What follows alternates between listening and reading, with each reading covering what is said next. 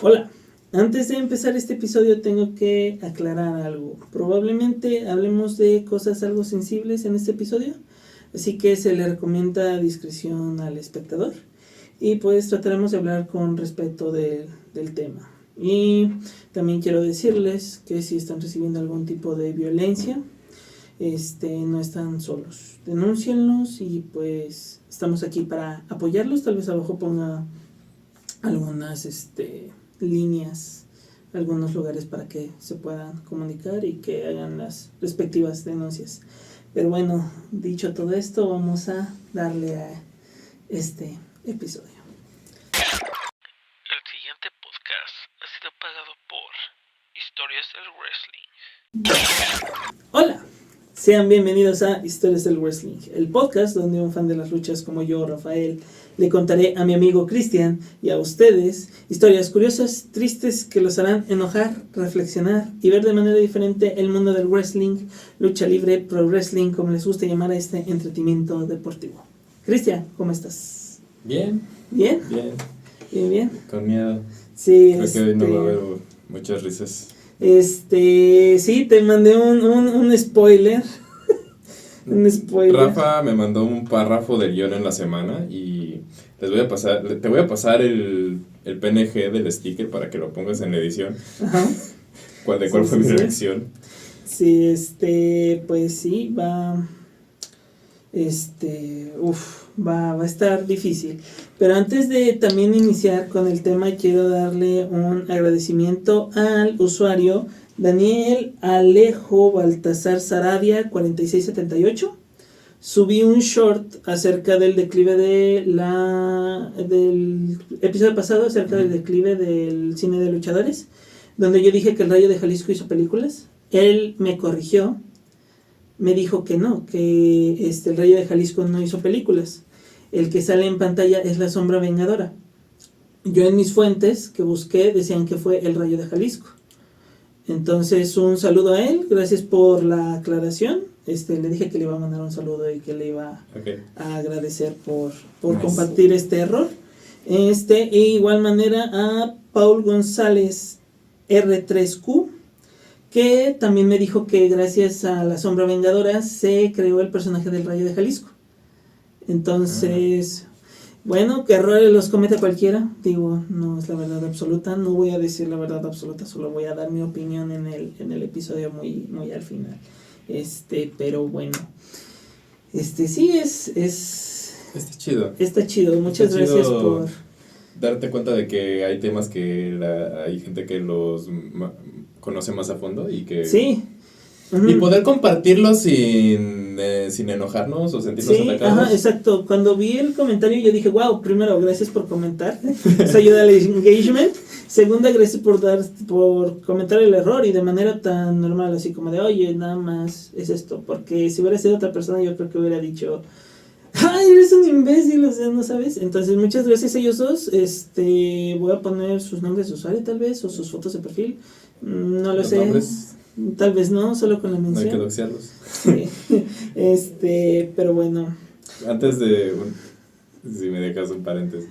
Sí. Cuando estaba dándole a los TikToks de tarot, ajá, me acuerdo que estaba hablando de las cartas del amor, de cuáles son buenas para el amor, y mencioné que los amantes son malos porque representan el signo de Géminis, ¿no? Ajá. Dios me perdone por tener sentido del humor. Y alguien me comentó y me dijo, no, que el que imprimió esas cartas se va a estar retorciendo en su tumba de la pendejada que acabas de decir. Saludos a esa persona. Saludos. Espera colar pronto contigo. Le iba a hacer una respuesta, pero dejé de subir, entonces se perdió. Muy bien, bueno. Bueno, vamos a iniciar ya con esta historia. Mulan era una proxeneta. De su extensa finca de 42 acres, Mulan enviaba a sus luchadoras jóvenes medio entrenadas a sesiones de fotos, a cambio de dinero. Aquellas que se negaban a tener relaciones con los promotores eran violadas. Penny Banner respecto a Fabulous Mulan. Espérate, güey, estábamos pisteando a gusto, cabrón. Aquí vamos a lo que venimos. Ok, Cristian. empezamos Fuerte. como empezamos, ¿no? Empezamos como empezamos. Correcto. El Pro Wrestling existe desde inicios del siglo XX, siendo una extensión de lo que conocemos como lucha grecorromana o lucha olímpica. Y así como los hombres, las mujeres quisieron entrarle a los guamazos. Esto en Estados Unidos fue casi a la par de los hombres, pero como en todo donde involucra a hombres y mujeres, hubo desigualdad. La primer gran figura de wrestling en Estados Unidos fue la luchadora llamada Cora Livingston, nacida ya sea en 1987 o 1887 o 1889. No hay fecha exacta de su nacimiento. Vaya. Ella es reconocida como la primer campeona de wrestling femenino. Su carrera empezó ya sea en 1905 o 1910, porque pues no se sabe. Lo único que se sabe es que en 1910 derrotó a Laura Bennett para recibir la gran distinción. Todas sus defensas y luchas eran en circos de ferias estatales, ya que aunque los hombres ya hacían eventos en recintos cerrados, a las mujeres no las dejaban luchar. En una lucha contra Mae Nelson tuvo que intervenir la policía, ya que la gente quiso entrar al ring a detener a Cora, ya que, según ellos, estaba siendo muy dura con ella. Al final, Cora se retiró en 1925 con el título aún en sus manos. Mientras tanto, en la Gran Bretaña, el wrestling femenino era diferente, ya que ahí empezó desde 1867.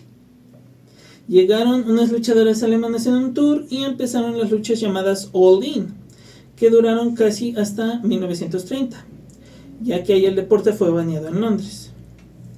Con una evolución más grande del deporte, había más llaves que ponían en riesgo la seguridad de los luchadores, haciéndola ahora menos de llaveo a más espectáculo con armas y siendo más violenta. Las luchas femeninas empezaron siendo torneos por dinero en los 1900, junto con las luchas intergénero, donde hombres que pesaban menos de 145 libras se enfrentaban a mujeres de la misma complexión. La primer gran pelea en Reino Unido que fue de mujeres fue entre Ivy Blondet Tigers Russell contra Peggy Burnett Bearcat Parnell, que atrajo a miles de personas en 1934. Esto siendo un hit, ya que siendo un nicho y en los 30 donde no existe la globalización, fue un gran logro juntar a miles de personas para ver una lucha femenina. Pero no todo podía ser bueno, ya que en 1938 Londres, el mayor mercado de wrestling femenino en la Gran Bretaña, baneó las luchas femeninas. Aparte, un año después inició algo llamado Segunda Guerra Mundial. Así que, aunque siguieran haciendo shows en Liverpool o en Newcastle, no iban a tener el mismo impacto que en Londres. Claro. Sí. Algo llamado Segunda Guerra Mundial. Como que cambió mucho. Lo hemos mencionado ya en un par de capítulos. Ajá. No sé si Sí. lo recuerdan. Sí. Algo así es como que un supremacista le declaró la guerra al mundo invadiendo un país. Cosas así, ¿no? Me acuerdo que un capítulo empezó mencionando a Hitler, ¿no? Sí. Sí, fue el cuarto episodio. Véanlo si gustan. Pero bueno. Después de que el conflicto terminara, se creó una mesa directiva. Se crearon nuevas reglas para desbanear el deporte en Londres. Y lo lograron. Pero al jefe de la mesa directiva no le interesaba el wrestling femenino. Así que duró demasiado tiempo baneado. Y vamos a alejarnos de Reino Unido por ahora. Ahora venimos a nuestras tierras. Venimos a México, donde en los años 30, para ser específicos en 1935, en la Arena México tendríamos las primeras pinceladas de lucha libre femenina, con luchadoras como Teddy Myers, May Saints, Catherine Hart y la mexicana Natalia Vázquez. Esto empezó una revolución que sería interrumpida por una persona llamada Luis Espota. Espota. Junto a otras personas curiosas, prohibieron la lucha femenina en el Distrito Federal. Su pretexto para prohibirla fue, y cito, temor a que aplicaran alguna llave de lucha contra su esposo y resultara gravemente herido. Ay, Dios santo. Sí, así de Ay, Dios, estúpido suena. Hay que amar el México en los 30, ¿no? Ajá. Pero no hicieron nada en el 2023 cuando un luchador hizo eso con su novia, ¿verdad? No prohibieron la lucha en el DF masculina, ¿o sí? ¿Tú oíste algo sobre eso, Cristian? No supe nada. No, ¿verdad? No. Y siendo también su novia también era luchadora, no hicieron nada, ¿verdad? No, y salió de la cárcel y wow, lo aceptaron otra vez para que luchara. Vaya. Pero en los 30 vamos a decir que no. Esto ya no es divertido, Perdóname, Esto ya es triste. tenía que hacer el paréntesis, perdóname, pero es que... pero bueno. Muy bien. La prohibición en el Distrito Federal terminó en 1986. Gracias a que Luis Espota falleció. Menos mal, ¿no? Menos mal, ajá. Así que dejaremos a México aquí por ahora. Vale. En Japón, como el Puroresu, el Yoshi Puroresu empezó gracias al sumo femenil. Esto a finales de los 40. Creando los primeros grupos de Yoshi inspirándose en el wrestling americano. Pero, como en todos lados, en los 50 fue prohibido por leyes de decencia. Pero siguió de manera underground hasta que se levantó esa ley en 1954. Pero en 1953 inició la primera empresa de Yoshi, llamada All Japan Women's Wrestling Ring Club. Después de que se acabó el veto, llegó el primer auge del Yoshi Puroresu. Pero no duraría tanto, ya que en los 60 empezaría el primer declive y se alejaron del mainstream japonés, donde los shows terminaban siendo muy pequeños en clubs nocturnos. Después de todo esto, en los 70 también serían baneadas de televisión. Así que el panorama no se veía bien en Japón. Así que lo vamos a dejar aquí. Como que todo este periodo es muy de nicho, ¿no? Ajá, o sea, es del nicho del nicho. Es el nicho del nicho. Sí, o sea, es como Homero yendo a ver el carrusel de osos, donde es una cosa súper de nicho. Entonces, sí, ese tipo de nicho, la lucha femenina. Debe haber estado curiosa la comunidad. Sí. Pero bueno, ahora hablaremos de la protagonista de este episodio. Lillian Ellison nació el 22 de julio de 1923, siendo la hija menor de 3 hermanos, siendo la única niña en su familia. A la edad de 8 años falleció su madre de cáncer, cuando solo tenía 40 años.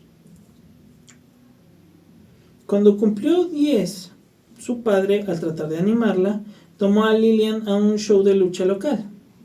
Ahí vio a la luchadora Mildred Burke, y al verla, ella tomó la decisión de convertirse en luchadora. Su sueño estuvo a punto de estancarse, ya que se casó siendo una adolescente.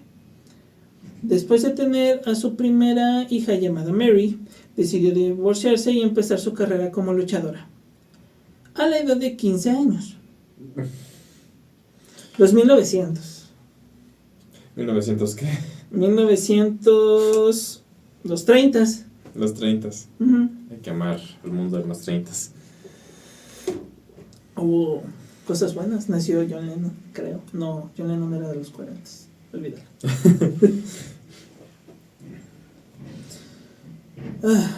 Aunque todo esto no está tan confirmado, ya que otros dicen que su carrera empezó a los 20. Entonces hay varias discrepancias. Ella empezó su carrera con Billy Wolf, el promotor más dominante de lucha femenina en su tiempo.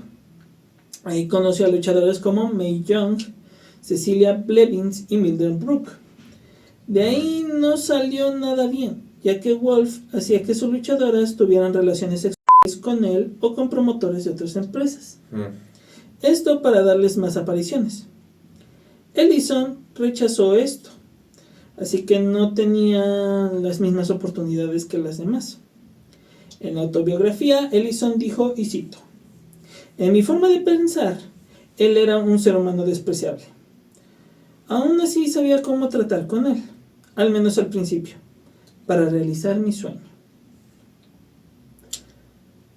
Era un caso de jefe que quería... Próximamente.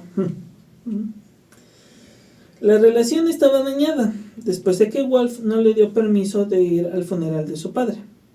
Ellison se fue. En esos momentos estaba saliendo con el luchador Jimmy Long, que la presentó con el promotor Jack Prefer, que también ayudó a Mildred Brooke, quien era la esposa de Wolf en su divorcio. Ellison fue emparejada como la valet del luchador Buddy Rogers. Fue llamada Slave Girl Moolah. Ellison dice en su biografía que Rogers quería tener relaciones sexuales con ella. Ella rechazó la idea y fue a decirle a Jack. Jack decidió separarla de Rogers y emparejarla con el hombre elefante, un luchador llamado Tony Olivas. Esto creó controversia, ya que decían que venía de un lugar llamado, y cito, África Oscura.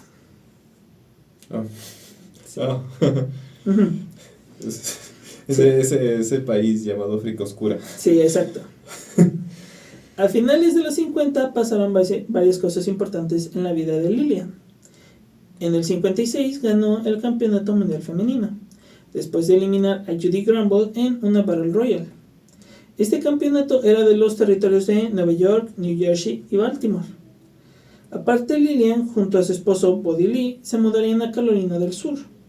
Y al ver que había un duopolio en el wrestling femenino, decidieron dar un paso enfrente y abrieron una empresa o agencia llamada Girl Wrestling Enterprise. Y con ayuda de Paul Borser en Boston, llevarían a sus muchachas a trabajar. Y lo más importante es que Vince McMahon Sr., el papá de Vince McMahon, decidió que cambiaran su nombre para que ya no se llame Slave Moolah. Sería llamada a partir de ahora The Fabulous Moolah. Y así me referiré a ella a partir de ahora. ¿Ok? Correcto. Me referiré a ella como Moolah. Aquí Vince McMahon, padre, era... ¿Él también tenía negocios de luchas o...? Sí, es que de hecho WWE empieza como Capital Wrestling Federation, sí, Capital Wrestling Federation. Luego se llama Worldwide Wrestling Federation. Y después WWE después Vince McMahon, que ya trabajaba ahí, le compra la empresa a su papá.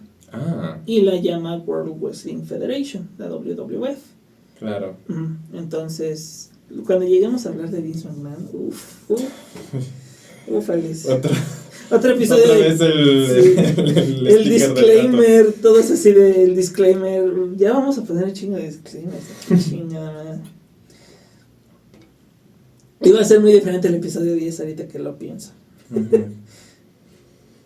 Aquí empiezan los problemas, ya que Moolah decidió dar unas órdenes a sus luchadoras algo extremas, que siempre debían de tener su cabello y su maquillaje bien, actuar en todo momento como una dama y, lo más importante, no salir con hombres que estuvieran involucrados en el negocio del wrestling. Pero su pareja era luchador, ¿no? Sí, pero ella... Para ella no cuenta. Ajá, para ella no cuenta, exacto. O sea, oye, así de, veme. ¿Y por qué no lo dejas? Que me veas nada más. No que me des consejos, amiga. Aparte, las luchadoras, al llegar a firmar un contrato con esta agencia, firmaban una cláusula donde le debían de dar el 25% de lo que ganaban a Moolah. Ay, güey, nada más. Esto sin quitar aparte gastos de viaje, comida y hospedaje. Aparte que pagarían una tarifa por ser entrenadas, pero no precisamente por Moolah, ya que ella tenía que salir a la carretera. Así que le pedía a 2 luchadoras que hicieran el entrenamiento por ellas. Y a veces a estas luchadoras no les pagaban. Ahorita vamos a dejar un punto en el aire con esta agencia de luchadoras. ahorita me voy a centrar en su carrera. Ok. Como te comenté, ella fue la primer campeona mundial femenina, pero esto tardó años en ser reconocido por el mayor ente de lucha profesional en Estados Unidos, la NWA, ya que el promotor Wolf seguía aliado con ellos y era una gran horma en el zapato para Moolah. Pero una vez falleció Wolf, de inmediato fue reconocida como la primer campeona mundial femenina. Pero... ¿Cuántas veces hemos dicho, menos mal que murió? Y las que faltan. 2 y ya es raro que... Sí, 2. de hecho sí van 2. Pero el actual dueño de la NWA, Billy Corgan, el vocalista de los Smashing Pumpkins, reconoció a la luchadora Mildred Brooke como la primer campeona.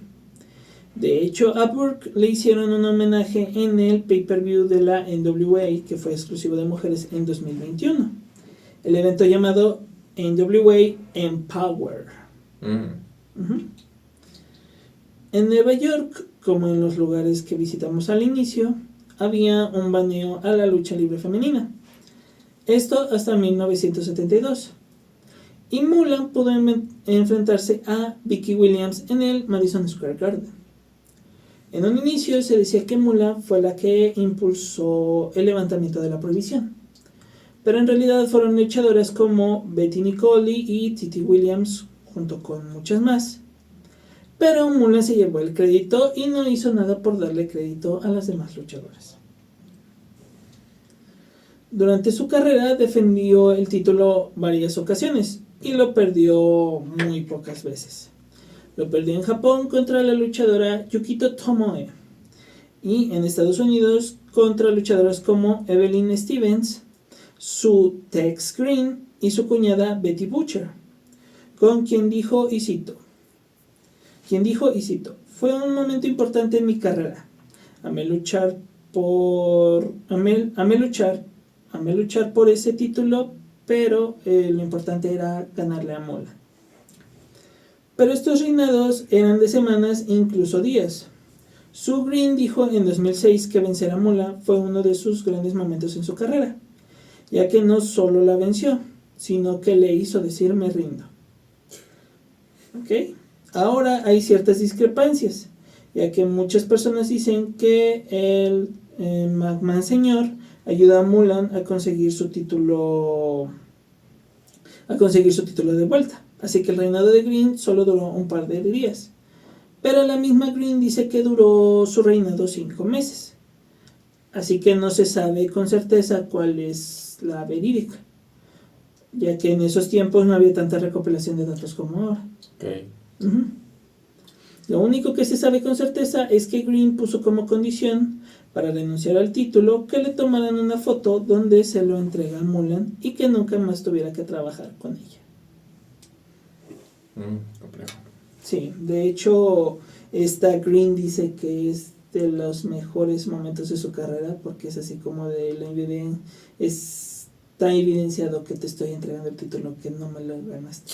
Entonces, ahora hablaré de Evelyn Stevens, ya que ella es un caso especial, ya que era lo que Moolah llamaría una independiente, ya que al tener su agencia de luchadoras, ella decidía quién participaría en las promociones de la NWA, haciendo que luchadores que no fueran de su agencia tuvieran más dificultades de ser llamadas a estas empresas, formando casi un monopolio alrededor de su agencia. Gary Hart habla en su libro de cómo sucedió esto, y cito: Evelyn no era una de las chicas de Moolah, era una independiente. Era raro que Moolah se metiera en el ring con alguien que no controlara. Y ahora le preguntaría que le diera el título a esa persona. Moolah confiaba en mí, así que cuando le pregunté por el cambio de título, me dijo que sí. Era tremendo el poder de Moolah en esos tiempos. Como te dije, su carrera empezó en 1949. Esta lucha contra Evelyn fue en 1978. La demanda de la lucha femenina era alta, esto era bueno, pero como en todo había sexismo tanto de los dueños de como de los dueños, como de la audiencia, como de todos. Pat LaParte y Dan Murphy en un libro hablan de cómo Mulan era como la Don Corleone del wrestling femenino y de cómo con sus políticas podía hacer una carrera o destruirla. Todo esto es como... ¿Cómo decirlo? ¿Esto es historia o las luchas...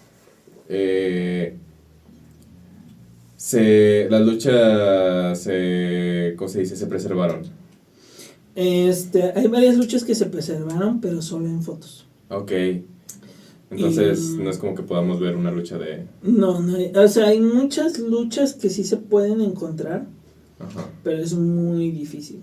Es muy, muy difícil. Incluso de los 80s, o sea, es difícil que las encuentres. Y más ahorita, porque como WWE compró lo que en su principio fue la NWA, Uh-huh. tienen todo lo de los territorios y lo tenían en WWE Network, podías ver todo eso, pero como ahora WWE Network varias cosas se mudaron a Netflix, solo hay muy pocas cosas seleccionadas. Los media. No es los media porque antes sí estaba y lo tiene WWE y sabemos que lo tiene WWE, pero no es accesible. No es accesible ahorita. Sí, me da mucha curiosidad como la historia del personaje, de la persona, ¿no? Y cómo habrá sido su personaje, qué tipo de... Era como... Pues sí, como Mula es como Fortuna o así, uh-huh. Es como que muy sí, extravagante, ¿no? Sus atuendos eran muy extravagantes y todo eso. Me da curiosidad como de qué tanto de esa Corleone de las luchas se ha de haber filtrado al personaje. Ajá. Pero bueno. Sí, llegaron los 80 y Mula decidió hacer una cosa: comprar los derechos del título femenino de la NWA y vendérselos a Vince McMahon Jr. Es el Vince McMahon que conocemos. Y de paso, así crear el campeonato mundial femenino de la WWF, siendo, como todos lo esperaban, la primer campeona. Como te dije en el episodio de WrestleMania, en los 80s empezó el primer boom de wrestling, con MTV y su Rock and Wrestling Connection, gracias a Cyndi Lauper y su amistad con Capitán Lou Albano.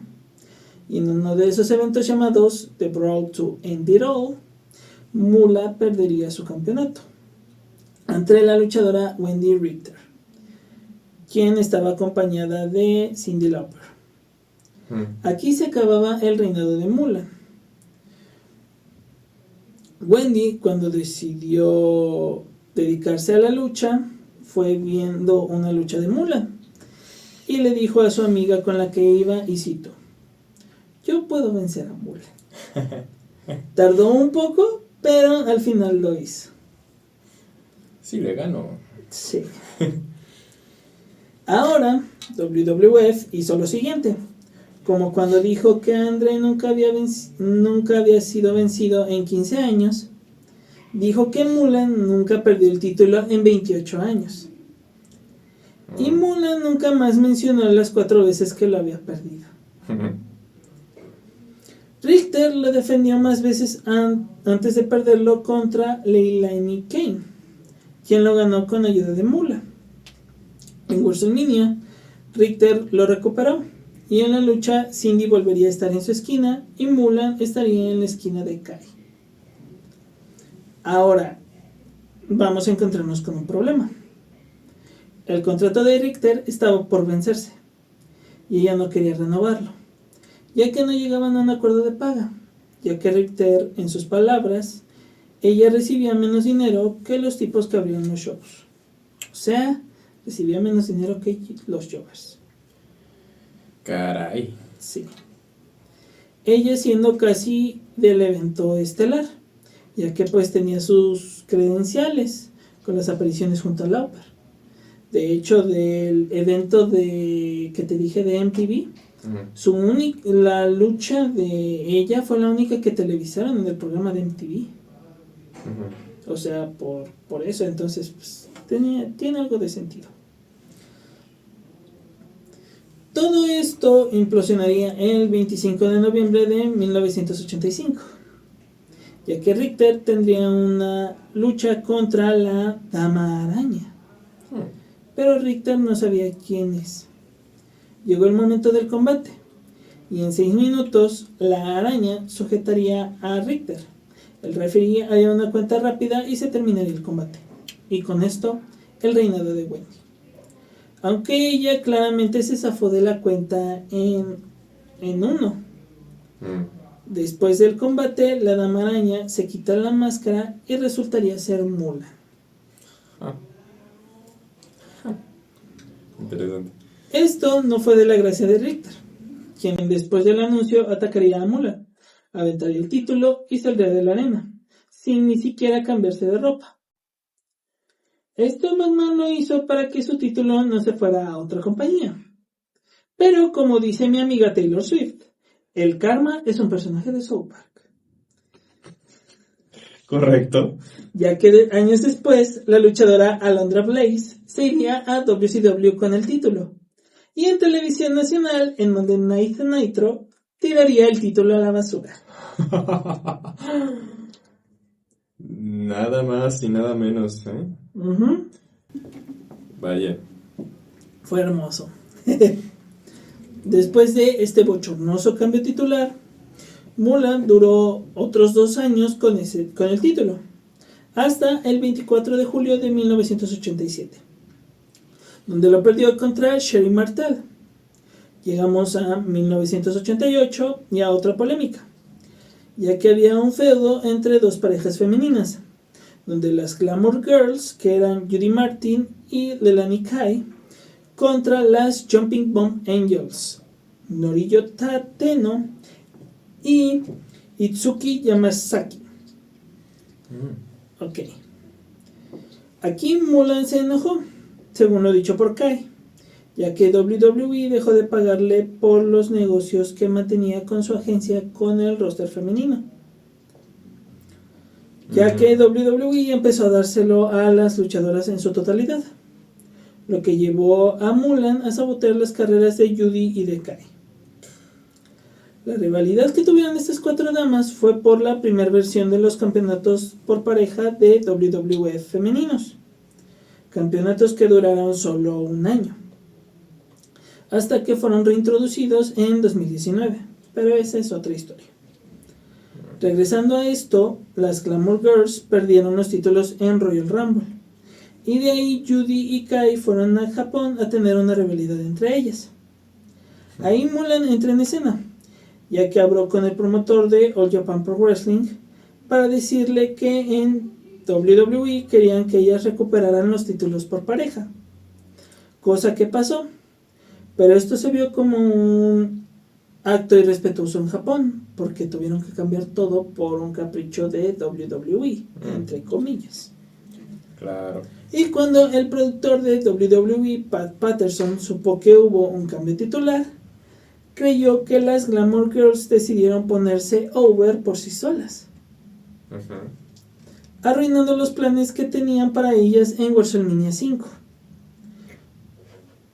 Entonces pasó que ya no las querían en Japón y ya no las querían en Estados Unidos. Diablos.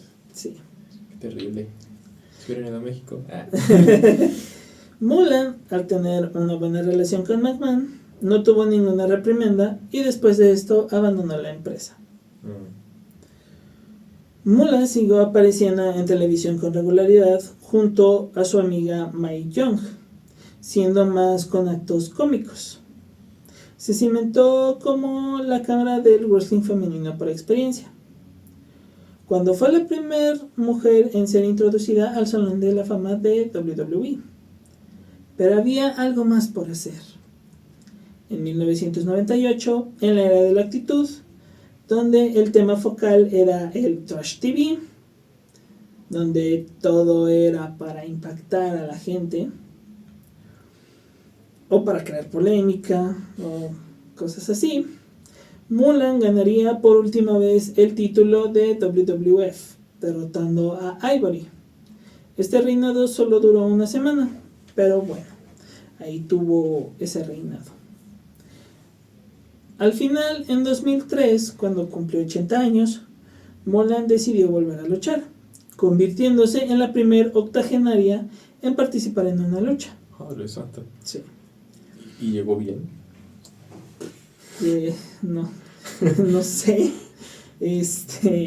Pues yo creo que sí, porque al final Mulan falleció el 2 de noviembre de 2007 en su casa en Carolina del Sur. Vaya. Tuvo una sola hija, como te dije, Marietta Carroll, quien de igual manera fue luchadora por un breve tiempo en los 80. De igual manera, ella falleció ya en el año 2022. Uh-huh. Ahora, tal vez aquí sería el final del episodio. Uh-huh. Diría, Fabulous Mulan es la Hulk Hogan femenina, ya que negó demasiadas veces a poner over a sus compañeras luchadoras y estancó una división y varias carreras por su propio beneficio. Pero lamentablemente no es así. Ya que una vez que Mulan falleció, empezaron a salir historias de luchadoras entrenadas por ella, donde se vio un lado más oscuro de ella, y es del que te hablaré ahora. Ok. Sweet Georgia Brown, o Susie Mae McCoy, fue la primera luchadora afroamericana de Carolina del Sur. Fue entrenada por Mulan. Después del fallecimiento de Mulan, la familia de McCoy decidió hablar en un periódico sobre lo que pasó con ella y Mulan. Susie nació a finales de 1938. Hizo su debut en el 58 y es reconocida como la primera campeona femenina afroamericana. Al ser una mujer luchadora afroamericana Uh-huh. y en los 60s, es como si tuviera todo para ser odiada por un cierto clan. No. Tanto Dios. que Ajá. se topó con unos en Mississippi y tuvo que esconderse para salvar su vida. Caray. Sí, ese clan. El Haciendo- clan con K. Ujú. Madre santa, es como si una diana en tu cabeza no fuera suficiente, Ujú. a ver cuántas puedes juntar, ¿no? Sí, exacto. Chale. En 1964 fue rankeada como la cuarta mejor luchadora en el mundo. Cuando se iba de viaje, ella dejaba a sus hijos con una hermana que los maltrataba y siempre regresaba estando embarazada. Su hija dice que una vez recuerda que solo pudieron verla por unas horas hasta que Buddy Lee los separó a la fuerza para que se metiera el auto. Y en el proceso, Susie se golpeó con el carro. Ahora, eso no se sabe si fue por accidente de que en verdad, en verdad la empujó, o ella, pues, fue por ella misma, como que ahí se tropezó, o de que ella la haya empujado, ¿no? De igual manera, comentan que en varias ocasiones la obligaban a beber y tomar píldoras para poder tener sexo con otros hombres, en su mayoría promotores. Uno de sus hijos dice lo que más se temía, que siempre en los viajes, siempre algunos promotores le pagaban a luchadoras para acostarse con ellos. Otro de sus hijos empezó a buscar información sobre quién podría ser su padre. Empezó yendo con Fabulous Mulan. Ella se portó amable con él. Le preguntó que si en algún momento Susie le comentó sobre quién podría ser su padre. Ella lo llevó a ver unas fotos y le señaló a Buddy Lee, el esposo de Mulan. Uf. De hecho, cuando se divorciaron fue porque, esto lo dice la hija de Mulan, fue porque lo vio teniendo relaciones. Llegó a la casa después de una gira y lo vio teniendo relaciones con una de las luchadoras de Mulan y por eso se divorciaron. Diablos. Ajá. Ahora hablaremos de Penny Banner, nacida en 1934. Después de la muerte de Mulan, ella habló más explícitamente de cómo fue su experiencia al trabajar con ella. Y cito: está mal hablar de la muerte, Pero viendo cómo la prensa mainstream e incluso los cables de AP se acercan peligrosamente al hacer parecer a Mulan como una santa, y desde el punto de vista de la lucha como una perdedora recia, eso para mí es pura mierda. Siguió comentando. Mandaba a muchas de sus alumnas en sets a promotores. Ella las rentaba a los promotores con la idea de que ellas podrían tener sexo con los promotores o los luchadores que las quisieran. Los promotores gustaban de sexo libre, pero también les gustaba que sus chicos no salieran a buscarlo y posiblemente meterse en problemas. Sexo en la carretera con un grupo pleno de mujeres semi-atractivas a cambio de dinero. Eso es lo que Mulan ofrecía. Diablos, es Sí. terrible. Banner terminó diciendo: las chicas no sabían de ese arreglo antes, se enteraban en el camino, y las mujeres que se negaban eran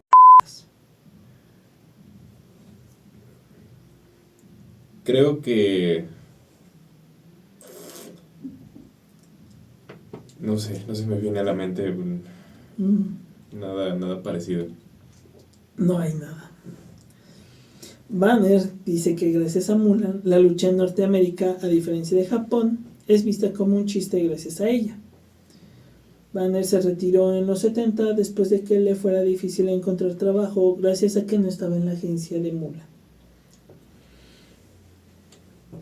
Luchadoras como Ada Martínez, Sandy Parker y Luna Backham confirmaron lo dicho por Banner, mientras que otros luchadores como Selina Meyers han desmentido esto.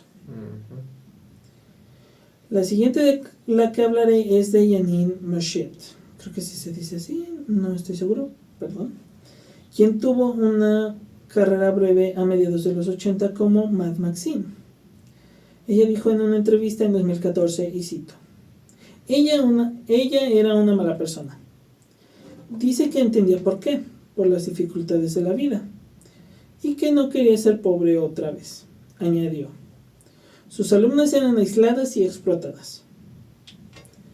También dijo que ella tomaba la mitad de lo que ganaba, que muchas mujeres tuvieron una deuda con ella y que muchas estaban en un ambiente lleno de abuso. Para terminar, comentó lo siguiente, y cito: Mulan mandó a chicas a un tipo en Arizona y las prostituyó. De hecho, yo hablé con él por teléfono y pregunté qué estaba buscando. Él dijo: si estoy gastando todo este dinero, tú sabes qué es lo que quiero. Esa era la forma de Mulan de hacer dinero. Ella solo era una mala persona. Mulan no tenía ni un solo hueso bueno en su cuerpo. Sí, claro. Sí. Para alguien que permite o que facilita que esas cosas ocurran, creo que es comprensible pensar esas cosas o decir esas cosas, ¿no? O sea, Sí. porque ¿cómo, o sea, sí, no, es difícil de comprender? Sí, ¿Cómo sí. permites que eso ocurra? Y lo más curioso, o sea, cómo ella permitió todo eso cuando a ella le tocó, se negó. Ujú. Es lo que más me causa. O sea, como cuando a ella le dijeron, oye, vas a hacer esto, ella se negó y ella enfrentó las consecuencias de eso y se unió, en vez de ser como que esa parte que fuera de, se unió al engranaje de ese tiempo. O sea, como ella lo permitió es lo que más me... Sí, Sí. es raro, te deja perplejo. Sí, ¿no? sí, Pero sí. así pasa. Sí. A veces las personas que llegan al poder y no han entendido por qué o cómo funcionan estas cosas y por qué hay que evitarlas, es como... Es una posibilidad, ¿no? Pero creo que sí, justo. Pensar que estuvo en esa posición y aún así dejó que otras personas estuvieran en esa posición, te habla como de que, no sé si es del tiempo, ¿no? Pero sí es algo que es como de que te hace pensar que o no tiene empatía Ujú. tal cual o simplemente no entiende. Sí. ¿Qué está ocurriendo, no? Sí. De la última que hablaremos es de Wendy Richter. Ella admitió que su relación con ella nunca fue la mejor. Ella dice que nunca la ayudó a conseguir el main event, que era utilizada como el manager de Elvis, cuando el manager de Elvis hacía lo que hacía con él, que le quitaba el 25% de su paga y que a veces no sabía cuánto le pagaban en realidad. Continuó diciendo que una vez que inició en el wrestling, los promotores le preguntaban a Mulan por ella, pero que ella no la promocionaba, que a veces decía que ella estaba buqueada en otro lado y no era cierto, creyendo que eso era odioso y malvado porque ya no querían que estuviera alrededor de ella. Ya un poquito más. Bueno. Bueno, a ver. Así como hubo gente que habló en contra de Mulan, hubo otros que hablaron a favor. Pero como dijo el hijo de Sweet Georgia Brown, entiendo que haya gente que diga que no es cierto. Pero si más de una, 2 o 3 personas dicen lo mismo, bueno, algo de eso debe ser verdad. Claro. Todo esto empezó a volver a oírse en 2018, cuando WWE quiso replicar el Andre the Giant Memorial Battle Royal, que es una lucha de 30 superestrellas que se da en WrestleMania en honor a Andre el Gigante. Pero con las mujeres, ¿cómo la llamaría? Sería The Fabulous Mulan Memorial Battle Royal. Y apenas esto se confirmó, llegó el odio de la gente. Claro. Normalmente a WWE no le hubiera importado, pero un patrocinador, Snickers, se pronunció al respecto diciendo lo siguiente, y cito: recientemente nos enteramos de la decisión de World Wrestling Entertainment de honrar a una ex luchadora durante el próximo evento de WrestleMania 34. Como empresa fundada en principios que desde hace tiempo defienden la creación de entornos inclusivos que alientan y empoderan a todas las personas para alcanzar su máximo potencial, esto es inaceptable. Estamos comprometidos de expresar nuestra decepción. 3 días después, WWE decidió quitar el nombre de Mulan de la batalla real, diciendo que es mejor honrar a la revolución femenina que se estaba dando en esa época. Claro. Pues sí. Obviamente. Al final, la hija de Mulan se sintió ofendida y con la ayuda de Nigel Sherrod lanzaron la campaña Defending the Fabulous Mulan, sacando entrevistas sobre las ex alumnas de Mulan donde desmentían lo que según ella hizo, ¿no? Y en un artículo donde luchadores como Jerry Lawler decían que las acusaciones eran mentiras. Ahora, Jerry Lawler es un comentarista que sexualizaba mucho a las mujeres en la época de las divas, que es de extrema derecha y es un supremacista blanco. Pero bueno, no es la mejor defensa que puedes tener. Después de esto no ha habido mucha conversación sobre el caso, solo ciertas retrospectivas sobre su legado manchado y nada más. La campaña que tuvo para volver a llamar la lucha con su nombre solo juntó 638 firmas, y la que firmaron para que quitaran el nombre de la lucha, su nombre de la lucha, juntó 10,000. Como te dije, su hija falleció en 2022 y esto se ha vuelto a mantener un poco en silencio, no ha habido mucho más de qué hablar. Y esto, querido Christian, es la historia de The Fabulous Mulan, la Hulk Hogan femenina. Joder. ¿Qué te pareció esta historia? Pues sí, muy dura. Pero sí, ¿no? Creo es curioso como que estos trabajos soñados, que Sí. es como luchas o cualquier cosa como de actuar en Hollywood, desarrollar videojuegos, ¿sabes?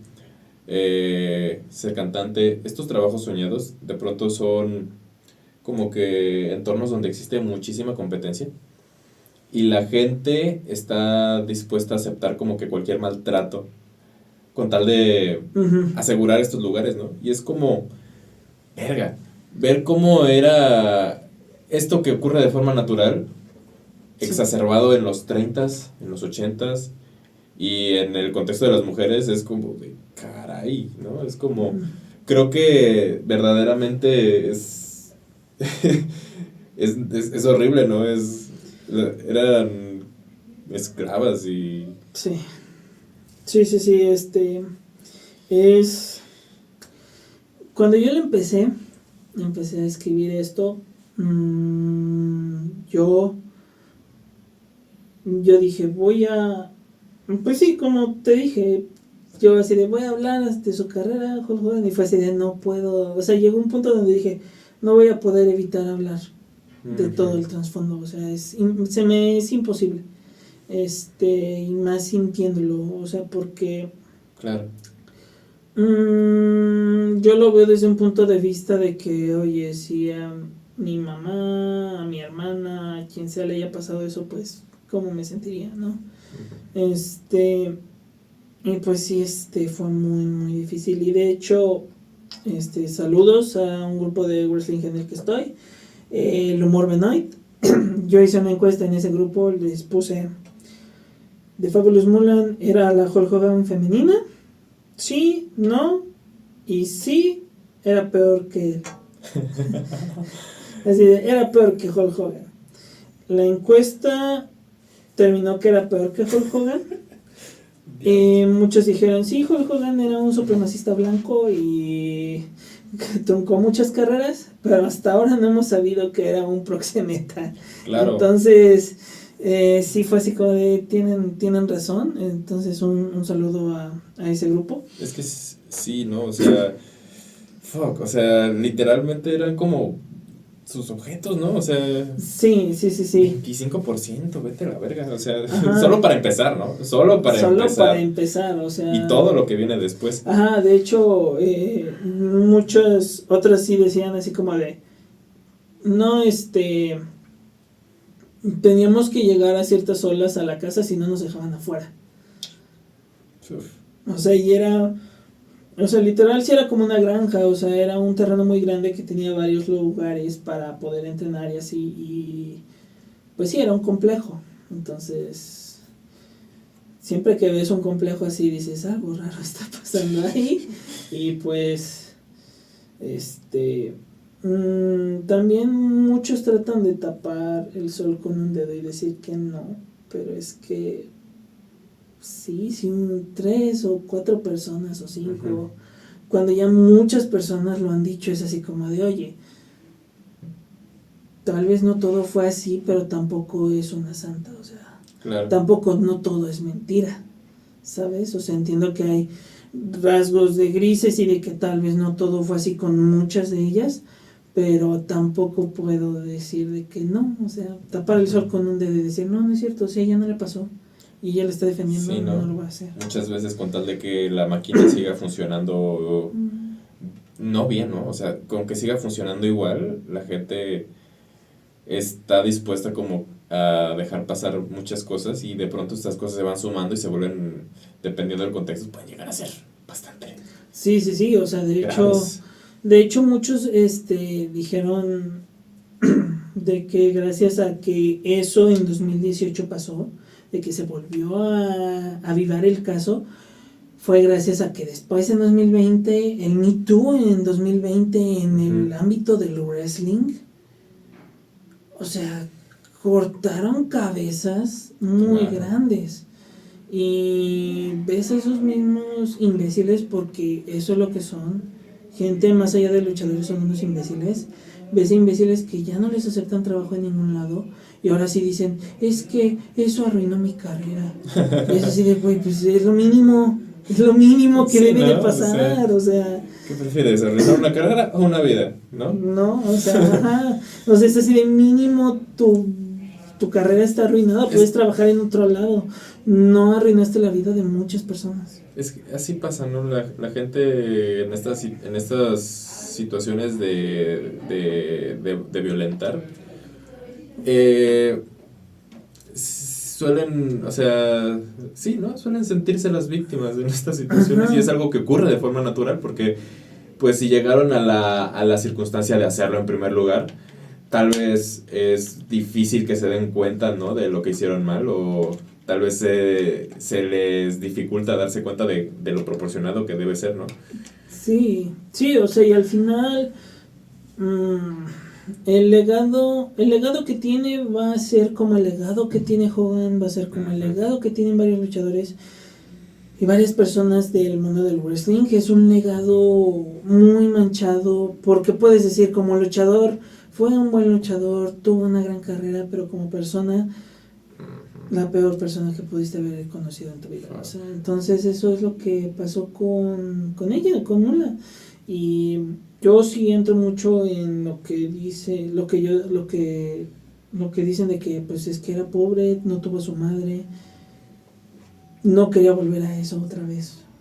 Entonces por eso hizo lo que hizo, pero obviamente No. eso no le quita justificaciones, ¿no? Eso no es como Sí, de, ¿no? Sus bueno, actos siguen teniendo consecuencias. ajá, o sea, tuvo Ajá. consecuencias y seguirán teniendo consecuencias. Que si pudiera aprovechar el paréntesis y hacer un momento educativo, Uh-huh. explicar por qué se le crea a las víctimas en estas circunstancias, es algo que se llama principio de oportunidad, ¿no? Uh-huh. Básicamente te dice que si la víctima está mintiendo y le crees al presunto victimario, pues realmente estás apoyando a alguien que está siendo difamado, ¿no? Uh-huh. Pero si la víctima está diciendo la verdad y le crees al victimario, estás apoyando a un abusador, ¿no? Y estás yendo en contra de una víctima y estás yendo en contra de alguien que está pasando por una situación traumática que puede ser muy difícil. Entonces es una cuestión sencillamente táctica, ¿no? Cuando ocurren estas circunstancias, le debes creer a la víctima porque creerle al victimario puede llegar a ser grave, puede tener consecuencias graves, ¿no? Uh-huh. En cambio, si ocurre una difamación, pues eso se va a comprobar, se va a estudiar y pues bueno, eso se puede arreglar de forma más fácil que un caso de abuso, un caso de violencia, ¿no? Entonces, debido a este principio de oportunidad, es la razón por la que siempre se le tiene que creer a la víctima. Y yo sé que es difícil, de pronto si es alguien que admiras o si es alguien en tu vida personal que es una amistad, puede llegar a ser difícil, ¿no? Y es complicado y puede ser doloroso. Pero por cuestiones de principios es lo que procede, ¿no? O sea, es como que algo básico que se tiene que aprender, que a la víctima siempre se le cree. Y ya después se puede comprobar si era verdad o no. Pero en principio siempre se le debe creer a la víctima. Sí, sí, sí, sí. ¿Y si son varias? Bueno, a ver. A ver, ajá. Sí, no, y aparte, o sea, como tú dices, o sea, yo mandándolo a otro extremo con otro, no voy a decir mi nombre ni nada, pero por ejemplo, fundaron a tal comediante y resultó que era mentira, hasta donde me acuerdo. Y el comediante dijo, es que perdí varias oportunidades y todo esto, es decir, sí, pero al final resultó ser mentira y esas oportunidades pueden volver y al que le deben de dar disculpas es a ti. O sea, sí, perdiste oportunidades durante, ¿qué? Esos 6 meses que se llevó la investigación, ese año que se llevó la investigación, pero al fin de cuentas tú vas a poder seguir otra vez, construyendo otra vez, y esas oportunidades pueden volver otra vez y se tienen que disculpar contigo. Al final sí se tiene que reparar, ¿no? Porque si pierde dinero o le afecta en su imagen, pues sí es un daño que se tiene que reparar. Ajá. Pero en los hechos, la verdad es que los casos falsos son escasos. Son más escasos que los casos. La realidad es que, y justo por eso son muy sonados, ¿no? Porque son escasos. Y cuando ocurre uno es como de que ven, ¿sabes? Ajá, o sea, es llaman como, mucho la atención por eso mismo. Ajá, o sea, por ejemplo, otro ejemplo muy grande en 2020, y este sí lo voy a decir porque era uno de mis youtubers favoritos en 2014, del Outtime Gameplays, que primero lo fundaron y empezaron a decir, no, es que no es cierto, porque está mintiendo, y resulta que sí, una mintió, pero no terminó siendo que la otra víctima filtró los videos que le mandaban siendo menor de edad. Entonces ahí te das cuenta de no estaba mintiendo, o sea, mintió la que era la víctima mintió, pero sí había otra víctima. Entonces